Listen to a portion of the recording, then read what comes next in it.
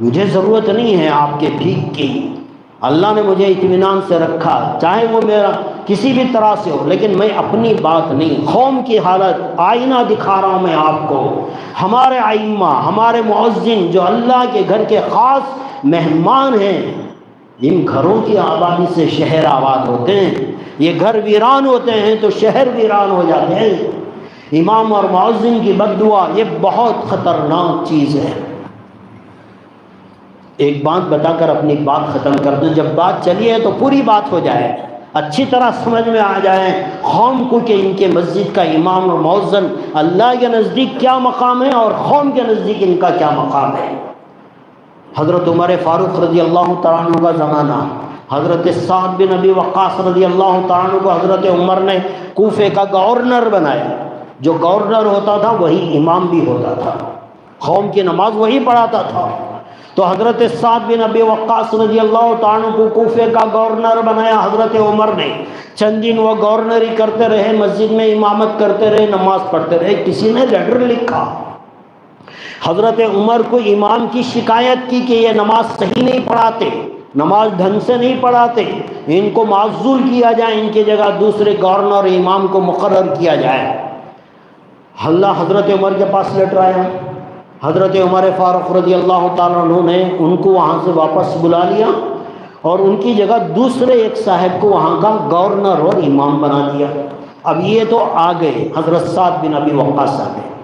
حضرت عمر نے پوچھا تمہارے بارے میں شکایت آئی ہے قوم کی کہ آپ نماز صحیح نہیں پڑھاتے۔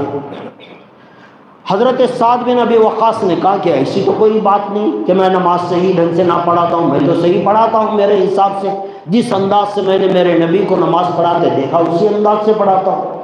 حضرت عمر بڑے انصاف پسند انسان تھے، ایسا نہیں تھا کہ اس کی بات پر اعتماد کر لیتے یا ان کی بات پر اعتماد کر لیتے۔ 3 آدمیوں کو منتخب کیا کہ یہ 3 آدمی حضرت سعد کے ساتھ کوفہ جائیں گے اور یہ جو لیڈر آیا ہے اس کے بارے میں تحقیق کریں گے، انکوائری کریں گے، کیا واقعی یہ نماز صحیح نہیں پڑھاتے تھے، کیا کرتے تھے۔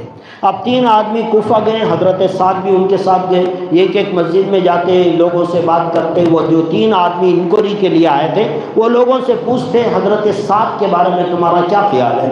ہر آدمی تعریف کر رہا، تعریف کر رہا، تعریف کر رہا۔ کسی نے جھوٹا پیغام دے دیا تھا، آج بھی ہوتا ہے نا ایسے، کچھ اماموں سے جلن رکھنے والے، جلسی رکھنے والے، حسد رکھنے والے، کینہ رکھنے والے۔ ایک بات اچھی طرح نوٹ کر لیں، اگر دل میں امام سے عقیدت نہیں ہے تو پھر اس امام کے پیچھے نماز نہیں پڑھنی چاہیے۔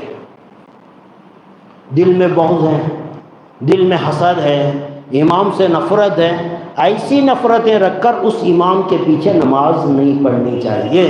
نماز صحیح ہونے کے لیے امام سے عقیدت صحیح ہونا ضروری ہے۔ اب کچھ تھے جنہوں نے لکھ دیا تھا لیٹر حضرت عمر کو، تو حضرت عمر نے انکوائری بٹھائی، وہ 3 آدمی آئے، جہاں گئے سب نے تعریفیں کی حضرت سعد۔ آخر میں ایک مسجد میں پہنچے، لوگوں سے پوچھا کہ بھئی یہ سارا مجمع ہے، یہ سعد ہے، ان کے بارے میں شکایت پہنچی ہے کہ یہ نماز صحیح ڈھنگ سے نہیں پڑھاتے ہیں، آپ کو کوئی شکایت ہے؟ سارا مجمع نے کہا بہت اچھے انسان ہیں، پاکیزہ انسان ہیں، ان میں کوئی برائی نہیں۔ ایک آدمی کھڑا ہوا، اس کا نام تھا اسامہ بن قتادہ۔ وہ آدمی کھڑا ہوا اور کھڑا ہو کر کہا ان کے اندر 3 غلطیاں ہیں، ان کے اندر 3 غلطیاں ہیں۔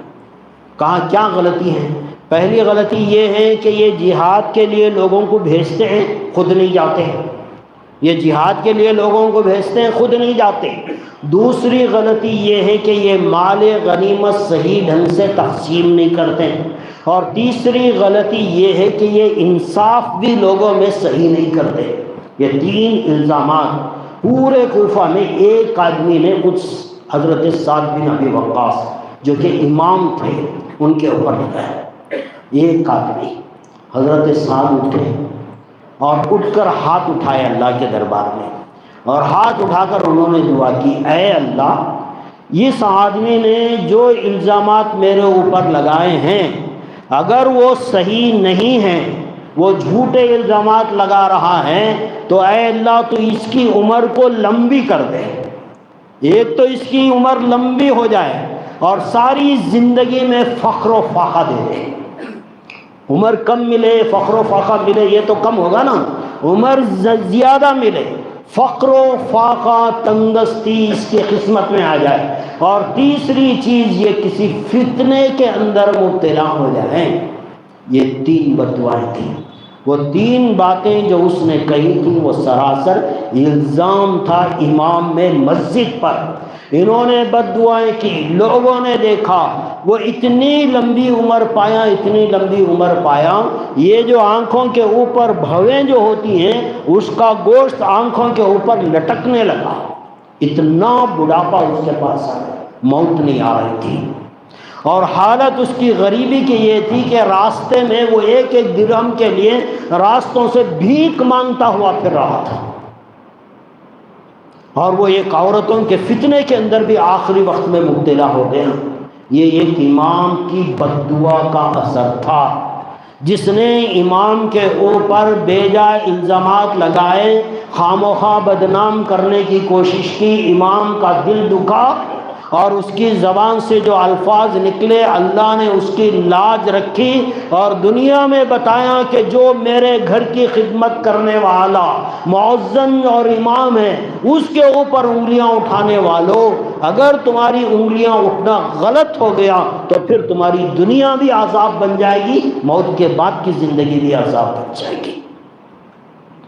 معمولی عہدہ نہیں ہے یہ مسجد کے امام اور مؤذن کا، لہٰذا آج ہمیں ضرورت ہے، آج ہمارے نزدیک کونسلر کی جو ویلیو ہے وہ امام اور مؤذن کے نہیں ہے۔